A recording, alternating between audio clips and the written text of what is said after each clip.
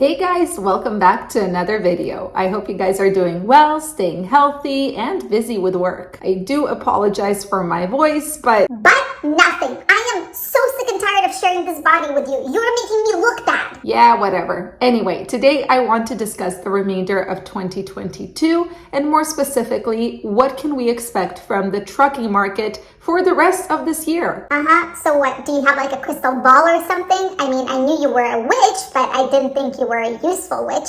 Of course, I cannot say with certainty what to expect in the future. However, what I can do is look at the patterns of the past to see what we can potentially expect in the future. Ready? Let's go! 2022 has been a mess for truckers everywhere, and of course all of us are hoping and praying for some good news for a change. So what can we expect for the rest of the year? Well, first let me tell you what usually happens during these next couple of months. Historically, August through October is what is known as the peak season in transportation, and then November and December are referred to as the holiday season. During the peak season, the usually amazing produce season is coming to an end, but then something else happens. This is the time where everyone is starting to prepare for back to school, and of course they're starting to prepare for the upcoming holidays. Usually this is a time of increased spending by consumers in preparation for those holidays, and of course as consumers spend more, there is more freight on the market that needs to be moved. When the holiday season rolls around, that's usually when shippers start scrambling to complete those last minute orders and to get everything in or out before the holiday closures. To top it off, it's the end of the year and nobody wants to have freight laying around that they will bring with them into the new year. Guys, get ready. We're about to make some money,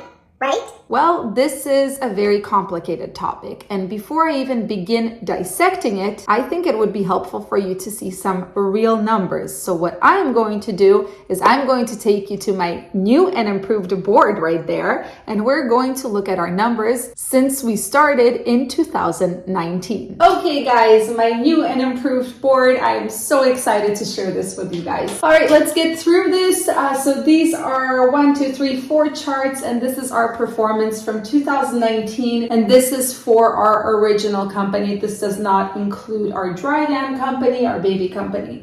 So number one, to make it very clear, I'm just gonna label this. So this is 2019, then we have 2020, 2021, and here we are in 2022. Okay, so the first thing I want to do is I want to show you the rate per mile, right? So I'm going to just zoom in here. So we have $0, $1, $2, $3, $4 rate per mile. We started in October of 2019. As you can see, the rate per mile was less than $2 per mile, but this is because I did not know what I was doing. But what you can see right away is towards the end of the year, in November and December, the rate per mile started going up. So let's compare it now to 2020, even though it was a crazy market.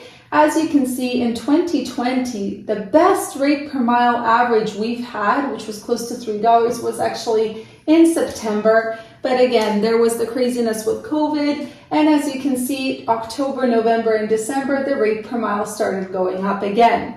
Now fast forward to 2021. Yeah, you can see 2021 was a really, really good market. And again, October, November, December, the rate per mile started going up. Of course, in 2022, we don't have that data yet. We only have it up to August. But in general, if you look at this as a whole, historically speaking, December, except for 2020, December is the highest average rate per mile. That was true in 2019. In 2020, it was the second highest rate per mile, right behind September. I don't even remember what happened in September. I think we just got lucky. And then, of course, in 2021, December was amazing. Now, the second chart right here is, I don't know if it's going to be really interesting for you guys. I put in the average rate per mile versus the cost per mile. The cost per mile is these green little bars, whereas the rate per mile is the blue line.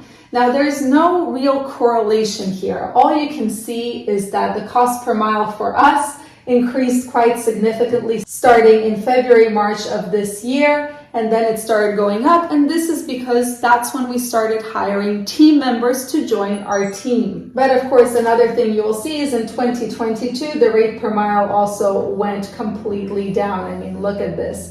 You can see it right here as well. Although if you compare, the average rate per mile is actually no worse than somewhere right here, April through June of 2020. It's just that the expenses increased. As the fuel started increasing, the expenses increased, and therefore the profit started going down. Now let's take a look at this third graph right here, which is the gross income versus expenses. The expenses are the dark green bars, and the gross income is the light green line. So as you can see right here in 2019, the gross income was at its highest. In 2020, the highest gross income was again somewhere right here, but it wasn't much lower in December. Again, I believe that, I don't even remember what happened in September and October of 2020. I don't know why it was so good, but December was pretty good too. In 2020, this is 2021, of course, the highest gross income was right here in December. And finally, in 2022, the gross income is kind of doing its own thing. As you can remember from one of my videos in April, we had a bad month where our expenses actually exceeded our income. But now the more important thing I want you to see here, and I'm going to erase all of these little lines, I want you to pay attention on this chart right here where we have gross income in the light green and the expenses in the dark green. I want you to pay attention at the distance between the expense and the gross income. So as you can see, in December of 2019, there was a pretty big space. This is your profit margin, or this was our profit margin, right? It's the difference. This is the net income, the difference between the gross income and the expenses. As you can see in April 2020, it's no surprise. Yeah, it was pretty bad. That's when COVID started shutting down all of the facilities. Towards December, there was a pretty good profit margin. This was in 2020. I hope you guys can see that. In 2021, this is where a lot of money was made, especially in December. The expenses were pretty low. Look at that profit margin. So finally, in 2022, it hasn't been so easy to keep that distance between expenses and gross income too large, but it's okay. It got here. It was pretty good in August of 2022. But this is because an owner-operator who is a partner in the company joined the original company. And that's where this profit margin comes from. And the bottom graph right here, you can actually see the profit per mile. You can see that in December, the profit per mile was pretty good in 2019. Same thing in 2020. Then in 2021, of course, it was amazing, the profit per mile. In 2022, we're not even going to pay attention to that. But then again, we're not even near December. This is until August. So judging by the patterns of the past 3 years, it can be tempting to predict that your profits will increase together with the rate per mile. But unfortunately, it's just not as simple as that. There are actually a few things that can affect your profits in the upcoming months. First of all, consumer spending should increase on physical goods. Now, as we approach the holidays, we can predict with a pretty good level of certainty that people will start spending more money on physical goods and food in preparation for those holidays. Funny thing, there was actually some research done on the spending habits of Americans and what they plan to spend this year. Americans are actually planning to spend on average around $997.79 on holiday purchases. Now, it is down from last year's $1,048 average, but it's still a very good sign. As people spend money, those products need to be transported and delivered to those consumers. And how do deliveries happen? Well, the products are usually transported at one point or another on trucks. And as you guys already know, the more freight in the market, the higher that rate per mile, especially if there are not enough trucks to actually cover that increased need for transportation. Now, this brings me to the next point. Don't we have an issue with too many trucks in the market? Yes, we absolutely do. Now, from February until now, a lot of owner-operators and carriers have actually parked their equipment while waiting for better times to come. They did not shut down their operations completely. They simply are not operating their trucks at the moment. To top it off, some capacity, those new companies that came into the market are leaving just as quickly because they were not expecting the market to be this bad and simply were not prepared for it. Now, something that people are very concerned about is the fact that those new truck orders are pretty much at the same level as in 2020 and 2021. Right now, for example, if you try to order a new Freightliner, you're going to be lucky if they tell you you have to wait until 2024 to actually receive your equipment. So why is this a cause of concern? Well, because people believe that this is adding into the already saturated market. But that is not the case. The reality is existing carriers are simply switching out their fleet.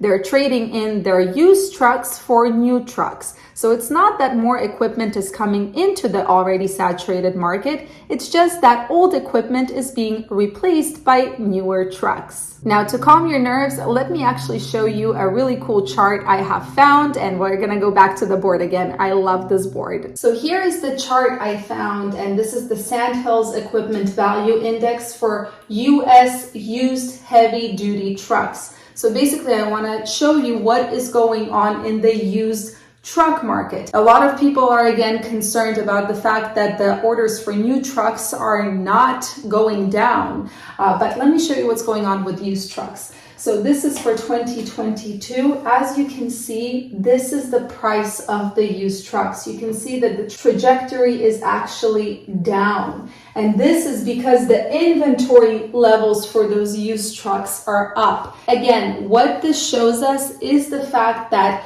big carriers and smaller carriers, all they're doing is they're taking their existing equipment, those used trucks, and trading them in for newer equipment. It's not that more equipment is coming into the market. You can see the inventory levels are going up, and this is because there are more used trucks at those dealerships. And of course, as the inventory increases, the prices start going down because these dealerships need to sell those trucks. So hopefully this puts your mind at ease a little bit. And just so you know, this is both for sleeper and day cabs right here. So, I mean, this is what's going on right now. So basically that's good, right? Less trucks, more freight coming up, money. Well, what I think will end up happening is that those carriers and owner-operators who ended up parking their rigs for the time being will rejoin the market during the holidays to make up for those lost opportunities, if you can even call it that, actually to make up for the lost time. So as those parked trucks start rejoining the freight market, of course, the capacity will loosen. There will be more trucks to cover that increasing freight. So what will end up happening is, while yes, I believe that the rate per miles will go up slightly, they will not go up significantly like they did in 2020 or 2021. Finally, the thing that we all care about is, of course, our profits. The rate per mile doesn't mean anything without actually understanding how much money you're going to put in your pocket. In order to feel a difference in profits, there are two things that must happen. Number one, the rate per mile should increase.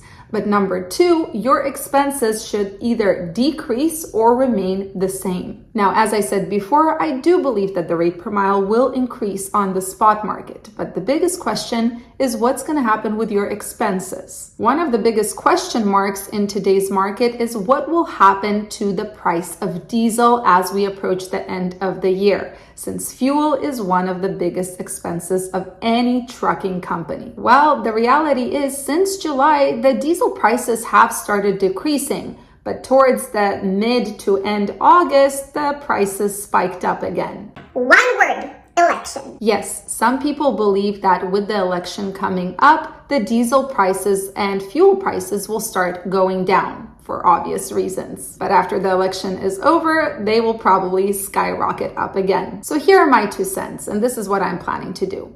As we approach the holidays, start really paying attention to the market. Is it tightening? Are there less trucks to transport loads? Because if that is the case, then you have the negotiating power. Also, I really suggest you start paying close attention to your ever-changing cost per mile. Remember, profits are made when your rate per mile exceeds that cost per mile. And here are my 2 cents.